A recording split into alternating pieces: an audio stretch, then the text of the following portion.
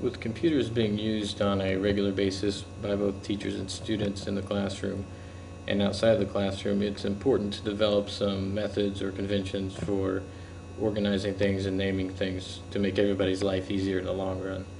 So this particular tutorial is going to go over file naming and what we've kind of decided is a good method for naming those things.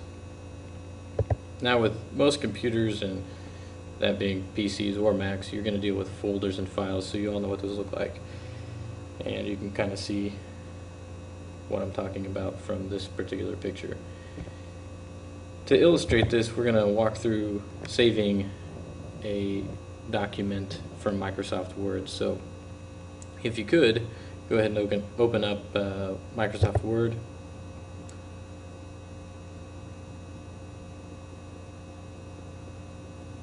And once it loads, we're going to start off by saving this document. So you'll go to File,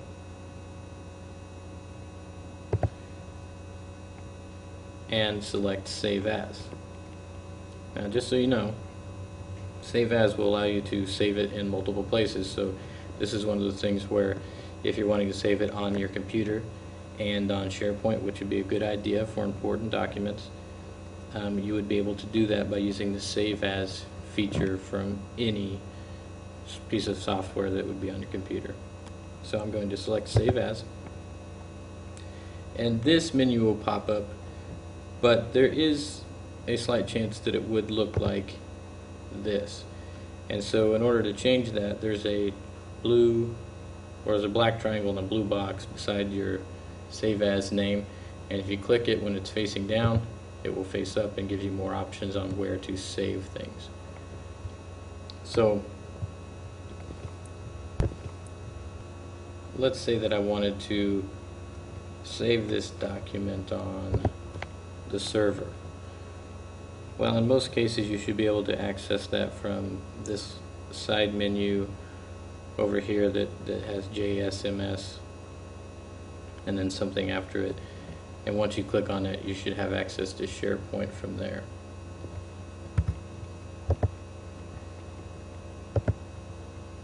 So if I go into SharePoint again, how to save those particular files or get them to a particular folder is just a matter for students of going through schools, finding the proper school, and then finding the proper class or teacher's name and saving it there, probably in the Dropbox or for a shared document outside of the Dropbox.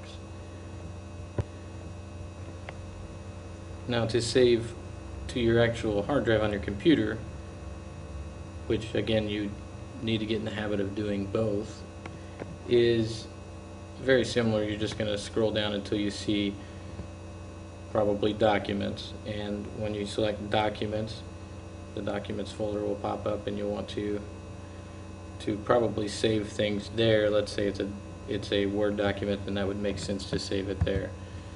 So to do that, you're going to click there, and then the biggest point of this particular tutorial is to get everybody accustomed to one method of saving things. Realistically, people that use computers a lot should not name files document 1, 2, 3 and so on. Those are not really good names. They don't give you details, so finding things would be very difficult if you go off of something so vague like that system. So we've kind of developed a system we think will be much easier on both teachers and students to find documents. And that is to start with the class hour you're going to be in. So if you're in first hour, put a 1. If you're in third hour, put a 3.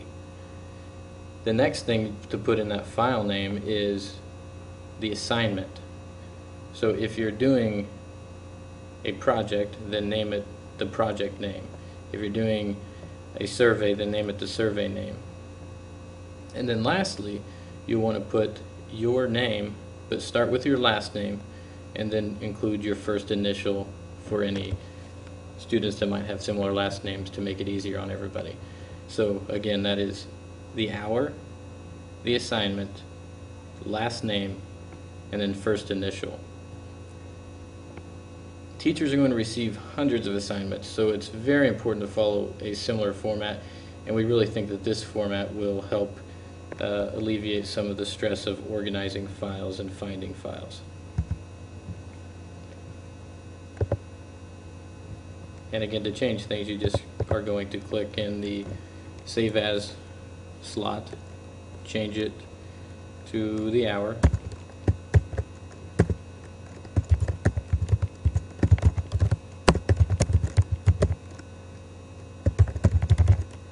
include the assignment name,